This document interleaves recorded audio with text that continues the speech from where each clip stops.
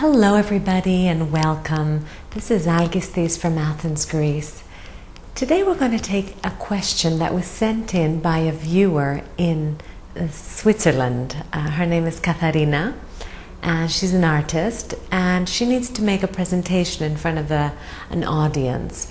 And she would like to know a few tips on how to make a better presentation, to be more persuasive and to influence and to impress, because that is, after all, what we want to do. We want to somehow change people's attitudes or views or call them to action when we speak publicly. There's always a reason.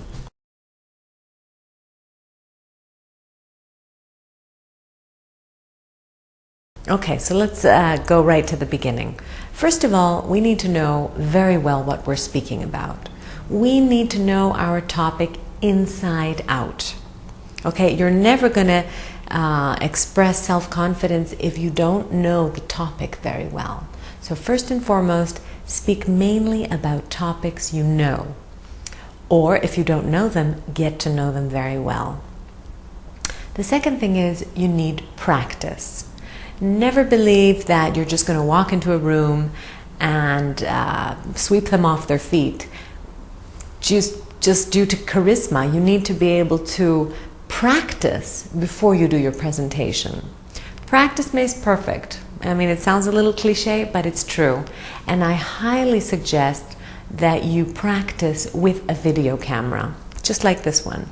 You practice, you see yourself, you might invite a few friends to practice on.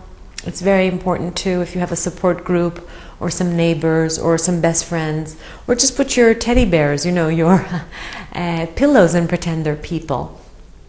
So practice in front of an audience, practice with a video camera if possible. If you don't have a video camera, do practice in front of a mirror. Now, when you're up there in front of the audience, it's very useful to do a few stretches before. Just stretch up and to the side and just, relax the body, relax the breathing, and just oxygenate through deep breathing so that you're feeling pleasantly relaxed. I don't really recommend drinking alcohol before for relaxation. I would focus on the stretches and the deep breathing. So once you're there in front of your audience, it's very important to greet them with a smile or greet them with an open body gesture. Good evening, thank you very much for coming, or welcome everybody. I think the body language shows that you are open and confident, never slouch in front of an audience, and well, many people ask me what to do with their hands. And I'm one of those people who believe, as you probably have noticed through the videos, I believe in using the hands or allowing the hands to move freely. Just loosen them up, relax them, and the hands will move for themselves, expressing certain ideas and concepts that you're trying to convey. So the body stature should be upright, free hands. I don't really believe in holding a pointer because it's a little intimidating to the audience if an object is waved in front of them all the time, and it can be distracting. So I wouldn't overuse the hand gestures, but I would definitely have free hands, if possible, with a microphone such as my own or one of those microphones, so that you have free hands. Okay, if your hands are tied up with the microphone, holding a microphone or holding your pointer, you won't be able to convey as clearly.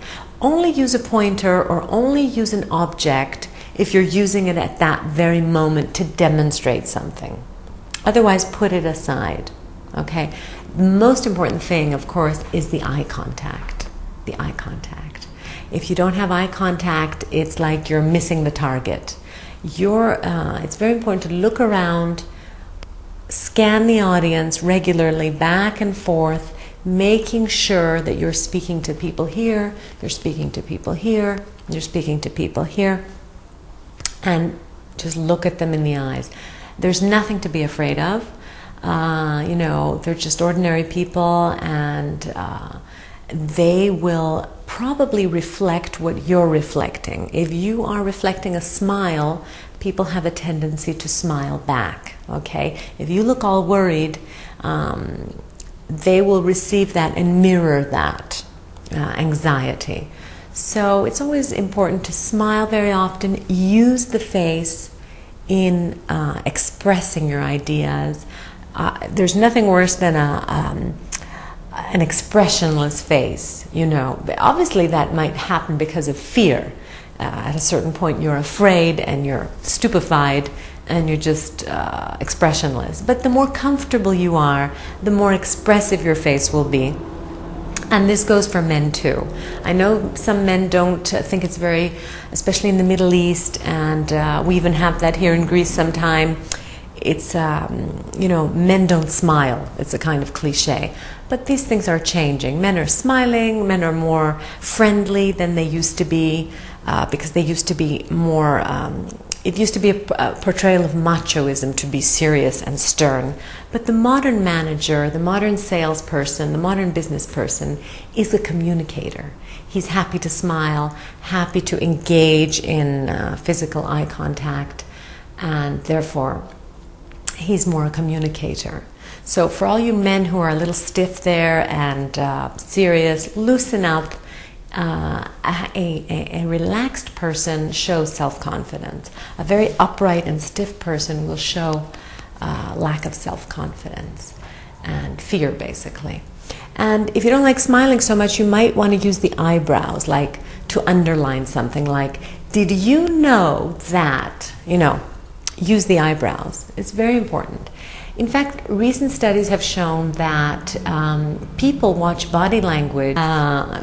Okay, let's just put it. Statistics show that people pay much more attention to body language, including the facial expression and the tone of voice, than the actual information or content which is being conveyed. So I think it's something like 90% body language, 10% the words you're speaking. So that's a very big ratio, and therefore we know that body language is very, very important. And when I say body language, I do include the tone of voice. Have you ever noticed that some people are monotonous? It gets very boring if the voice is monotonous. The voice should have twists and turns, ups and downs, and underlinings and pauses. Most of all, though, what's important in conveying messages to an audience is asking them questions, even if they're rhetorical.